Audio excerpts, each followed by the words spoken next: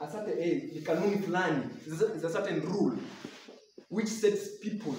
As long as you have believed in Christ and you have given yourself to Him, you are now governed by this law called, which is actually under the Spirit of life. Bwana Yesu asifiwe. Bwana Yesu asifiwe. I pray that God gives you understanding. It gives us experience of life of abundance and freedom in Christ. Yes. Yaani natupea kwamba tunafurahia utele wa Bwana pamoja na uhuru ulioko ndani ya Kristo. Bwana Yesu asifiwe. So we must just accept something ama that foundation called the law. It was laid by God Himself. But we do not strive by our own strength to follow the law. That's why Christ came. Now, by grace, we can fulfill the law. Now, that's the difference between the people of the old and us right now. Because the people of the old, they now resulted to the Pharisees. They were keeping the law according to their own strength. Wakisema usitoke nje unakaa ndani. And you see those,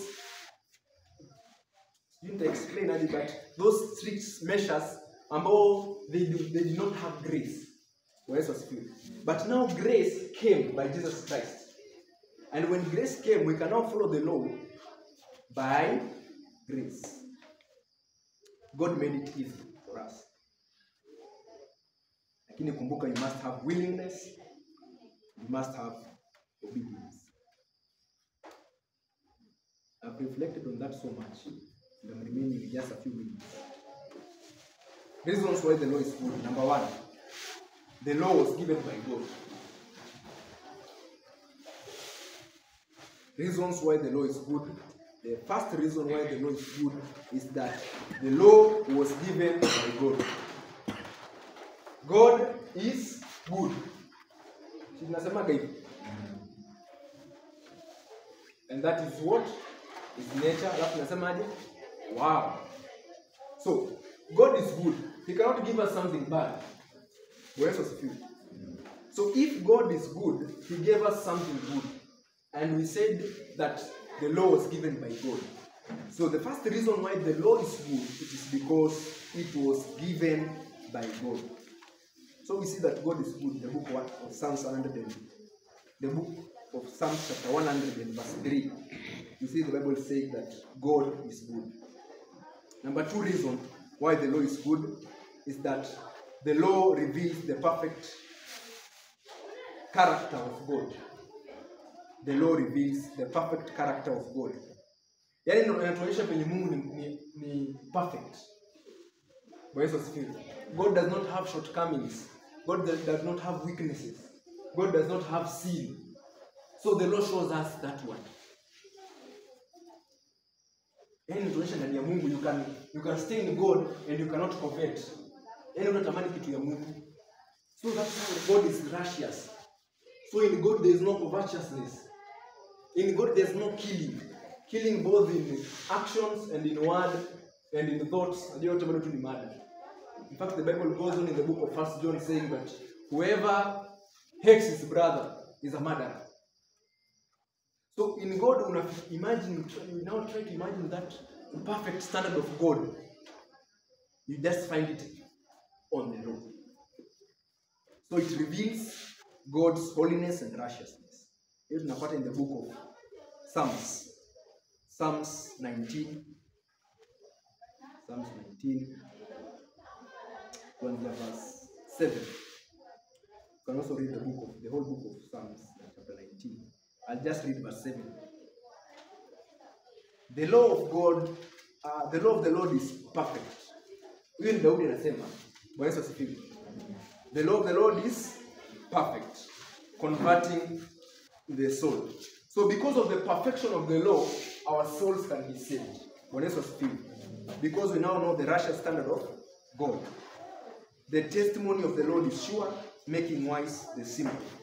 naendelea hapo chini kielezea venye hiyo sheria ya Bwana ni nzuri. Number 3 reason why the law is good. Number 3 reason why the law is good is the law is scripture. Yani sheria ni andiko. Na Paulo anaambia Timotheo ati all scripture is God given. Tulisoma hii nadhani sana. Somewhere there. Tufungue hapo. Sijawaambia ni wapi. 2 Timothy 3:16. All scripture is given by inspiration of God. You can soma kwa CRE. And is profitable for doctrine, for reproof, for correction, for instruction in righteousness. 17. That the man of God may be complete, thoroughly equipped for every good work. So Biblia inasema hapa all scripture, all. Na sheria iko ndani ya scriptures. So meaning even the law part of the scriptures is what? Is given by inspiration of God. Kwa Yesu asifiwe.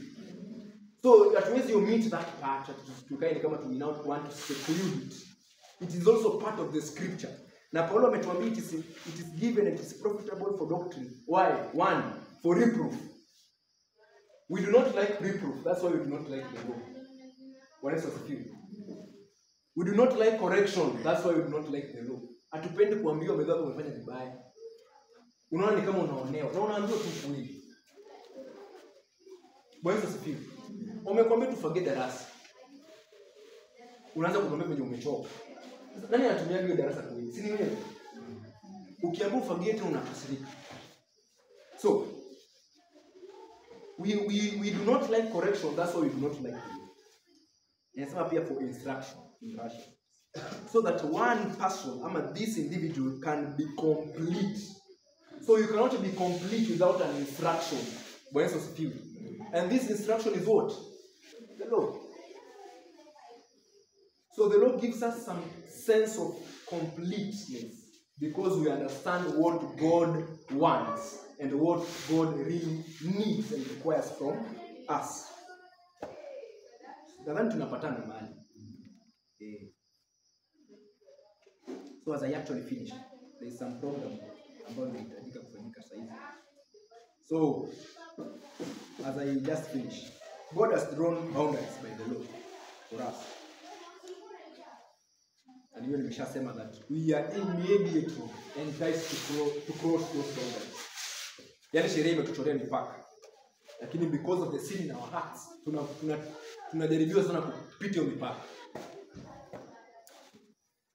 The law is like an X-ray machine. It reveals what is there, but it is hidden. Yesu asifiwe. X-ray inaangalia mifupa. Kuangalia unaona mifupa yako mahali imevunjika, ni hapa ndani, maybe kwa elbow. Tukiwa na wewe hapa tuwezi ona umevunjika. But now like the law, inakwambia do not covet because the law knows in your heart there is covetousness. Yesu asifiwe. Lakini ni vitu hijaonekana. So inakwambia tunajua covetousness uko nayo, lakini do not covet. So we cannot blame the law for exposing something which is there. Yesu asifiwe. Just like we cannot blame the X-ray for showing us our bones. Yesu asifiwe. This is the same concept. So we're actually heading to the victory. Ambayo tutaangalia kesho, the victory in Jesus Christ. So sin is able to wage war in us and win because there is no power in ourselves to stop sin. Yaani dhambi inaweza kupigana ndani mwetu na ikatushinda kwa sababu ndani yetu hatuna nguvu ya kushinda dhambi. It is until we reach the point of desperation and we call for another help. Yesu asifiwe. So in us sin by the way atatushinda. Ukisikia mtu anakuambia nimeshindwa kuacha dhambi, ni ukweli anaweza shinda. Lakini huyu mtu amefanya nini ndio ashindwe kuacha dhambi? Haja involve Mungu. Yesu asifiwe. When you involve the highest power, tulisema jana, the highest, because God's power is the highest. Kama Mungu ameshindwa kusaidia yenyewe, wewe sasa sijui hata kutoka wapi. Yesu asifiwe. Naamini Mungu hawezi shindwa kusaidia Mungu. Lakini hapo kama imeshindikana, unajua hata shetani hawezi kukusaidia.